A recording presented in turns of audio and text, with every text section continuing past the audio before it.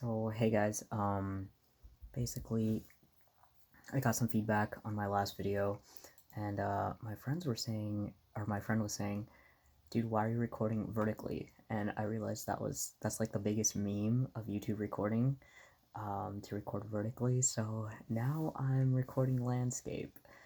So hopefully that makes things better. Anyways, so for today's video, I kind of want to talk about my trades for last week, and I'm whispering because my housemate is back and he has to go do some surgeries and save some lives or whatever. So I have to be really quiet because I don't want to get yelled at. Just kidding, he's not gonna yell at me. Anyways, so I want to go over my trades for last week.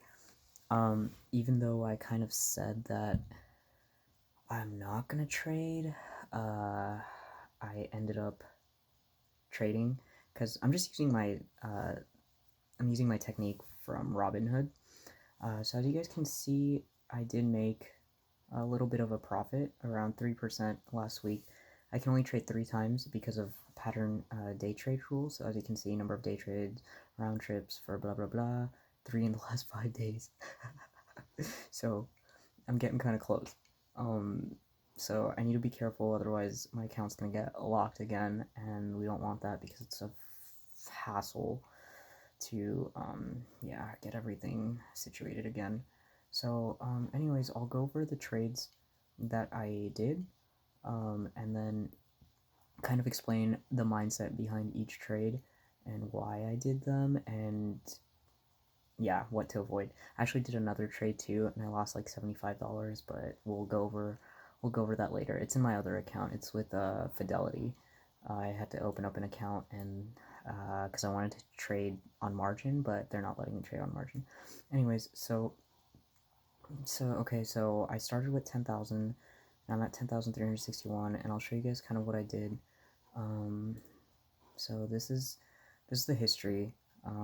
So on the 8th, I decided to buy glue. On the 9th, I managed to get a short, finally. So, it's really hard to short with TD Ameritrade. I guess not that many people have stocks they want to share, or I guess not that many people have them on margin, so apparently I can't borrow these stocks. And then on the 10th, GameStop was what I decided to flip. So let's see. So on the 8th, I'll go over my reasoning behind glue. 5.9 to 6.03. Not that big of a deal. 97, like about like 170. Is that what I made from it? Yeah, I guess $170. I actually didn't even use margin on this, which was really a poor decision on my end. But oh, they're regulatory fees, I guess. Whatever. Anyways, so let's see what happened here. So I bought at 5.9, was it that I bought it at?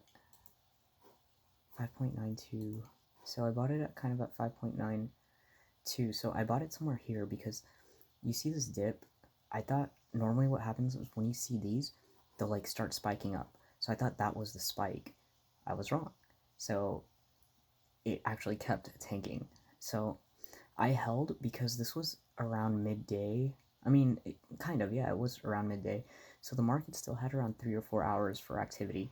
And normally around midday is usually the lowest a stock will go.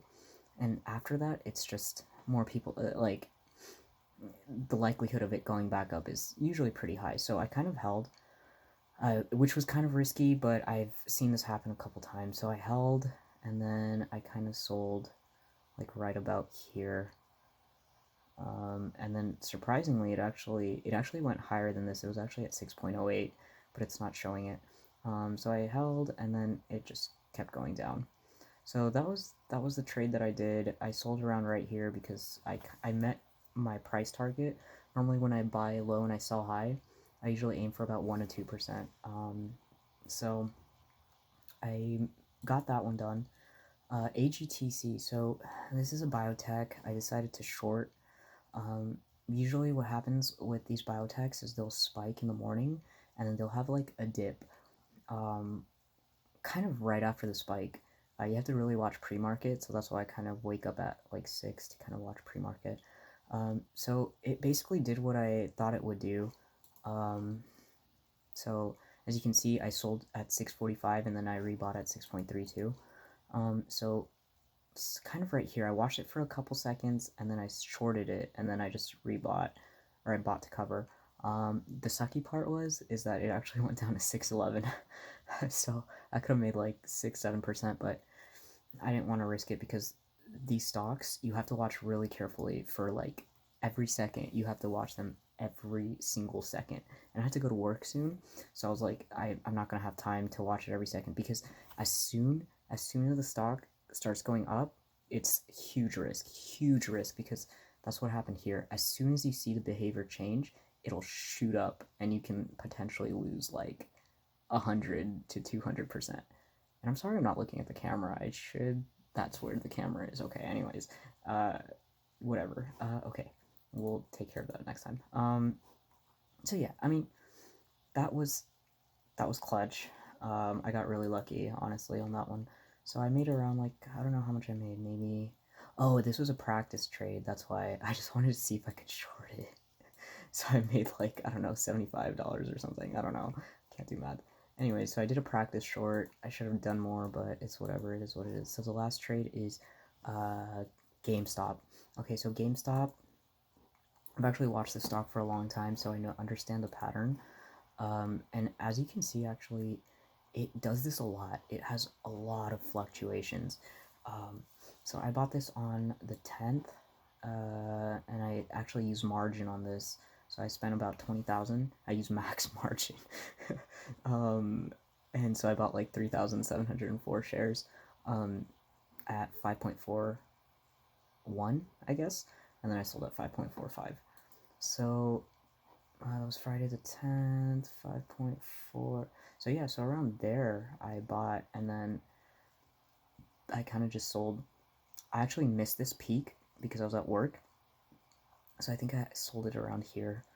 I'm pretty sure that's what happened. I can't remember. But this one was actually kind of a risky trade because the thing about GameStop is if you look at the overall chart, it's actually downtrending. So it's actually, wait, yeah. So it's actually downtrending, and if you think about the future of GameStop, TBH, it doesn't have a future. So theoretically, this stock could careen downwards. So this one was actually risky because it could still keep going down, and in fact, it might go down tomorrow. I don't know, but I can't buy for like another few days, so I won't do anything with it. But yeah, I got pretty lucky on this one just because it was a quick flip and the potential for it to keep going down. As you can see, 5.4 is the floor. It actually hit 5.39, but yeah. So this is the pattern that I saw, and I was like, you know what? I'm just gonna flip on this pattern. So that was GameStop, and yeah, that was kind of last week. The other stock. Oh, I lost money on glue too. I actually tried flipping it on my Fidelity, and I lost money, like $75. So I actually only made like $300 this time this past week. So yeah, that's pretty much it. I think just the one thing that everyone's kind of talking about is Tesla. So I'm actually a huge proponent for Tesla. Tesla's probably one of my favorite stocks. We'll go over this later, but I actually lost 20 something percent on Tesla, which kind of sucks, but it is what it is. But I've been watching it since it was like $30, $40, $50. What I would say is, oh gosh, let's see. So the thing is that there's, I'm running out of time, but there's a pattern here that you can see. It's kind of tilting. So when a stock, so I guess you can make an argument that it did the same thing here, but it kept going up.